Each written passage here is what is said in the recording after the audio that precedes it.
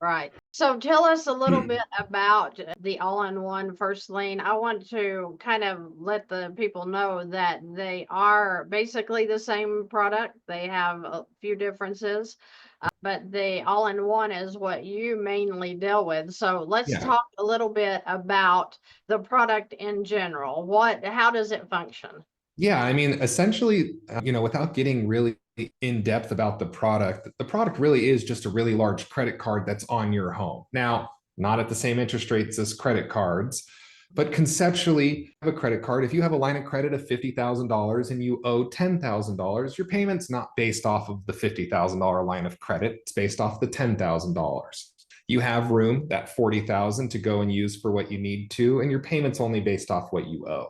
So realistically, in an individual scenario, if they have a $500,000 house and they get a line of credit for their home 400,000, 80%, and they only owe 150,000, well, they have that available credit of 250,000 that they can use for whatever they want. But while they're not using it, their payment's only based off of $150,000. Where this change is a little different than just a regular second position line of credit is that instead of making your mortgage payment, instead of paying your credit cards, and instead of paying your HELOC payment, you are essentially consolidating all of those into one location. So instead of your extra money sitting in your checking account doing nothing, that extra money just sits against your home while you're waiting to use it, while you're waiting to deploy it for, one of two things, either an investment or something that you want, kind of a need versus want. It's just sitting against your home and your payments just based off of what you owe on the home. That's how we see people expedite their payoff drastically. By no means is it you need to be saving $2,000 perfectly every single month, because life does happen. This loan allows for the maneuver, it allows for the waves of life. If you lose a job and you have this line of credit, that's okay. You won't experience a late payment because you have that room in your line of credit to go and find a new job, get yourself back on your feet, and never really have any negative impact to your credit scores. Still pay your bills, groceries, gas, etc. This line of credit really is just a way to have all of that financing funneled into one location, allow for an individual to have like a hyper efficient use of their money until decide to spend it. Again, depending on the goals of the person, I like to think that there's two modes of thought. You either want debt elimination, pretty simple. I want to pay my home off as fast as possible. We see this in people that are nearing retirement age or wanting to retire at a certain time frame. I want to retire in 10 years.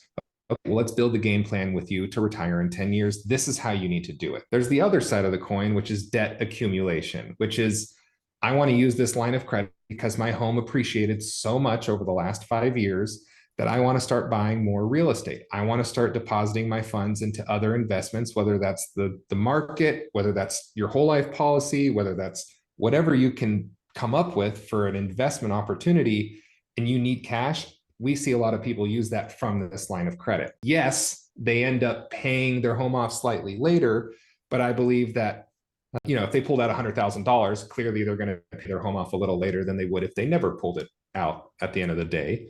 However, if that $100,000 went to go buying a duplex, and now that those families are paying that mortgage payment, and you have a couple extra bucks left over, you can let it sit in your home and you can just rinse and repeat that cycle until you've reached the goal that you've set for yourself. See, that's what I love about it is with my HELOC, I look at it as something to uh, honestly fund my infinite policies with. So I'm really big on that. I think that becoming my own bank is probably the most exciting thing that I've run across here in years. Then you're talking about buying another property with your equity in your property and not having to take on another mortgage. So when I think HELOC, a lot of people kind of shut down because they're like, Dave Ramsey told us not to use a HELOC, And so I kind of look at it as a way to, like you said, build your wealth with the acquisition of new properties or funding these infinite policies or another investment that you may have, an idea for. The point is that it just makes the equity available for you to be able to use rather than it to be tied up in something that you have to go get a loan to borrow for, I mean, when people figure that out, they're going to be like, oh my gosh, I have people every day that tell me I didn't even know this was available to have a line of credit like this. So tell me your experience though with dealing with people. What is the average payoff that you see when they're coming out of the mortgage and they're refining into this line of credit? Yeah. So, I mean, for the people that want to have their home be paid off, the debt elimination group at the end of the day, we see the average payoff for those individuals between 5 and 10 years. Now, in many instances, this isn't one of those things where it's like, hey, you get this loan and it's the best loan for you. There are certain requirements that we like to set to make sure that it is a good product for you. We've never had a foreclosure on this loan.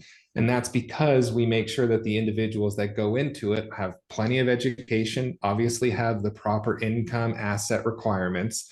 And realistically, those individuals that use the loan to its fullest extent, and I can get into what that means here in a second, but for those people that use it to its fullest extent, how it's intended to be used, we see people expedite their payoff drastically. Again, 5 to 10 years. Wow, that's awesome. So I have a question Mhm. about a recast in here. I have my own answer, but I'm going to read it to you and then you answer it the way you deem necessary. Okay. So it says, would you recommend a large payment towards the first mortgage and have the payments recast, then do a second, assuming you do have the smaller 2.5% interest rate? I guess he's talking about that. But the recast, how do you feel about the recast compared to moving into the all-in-one?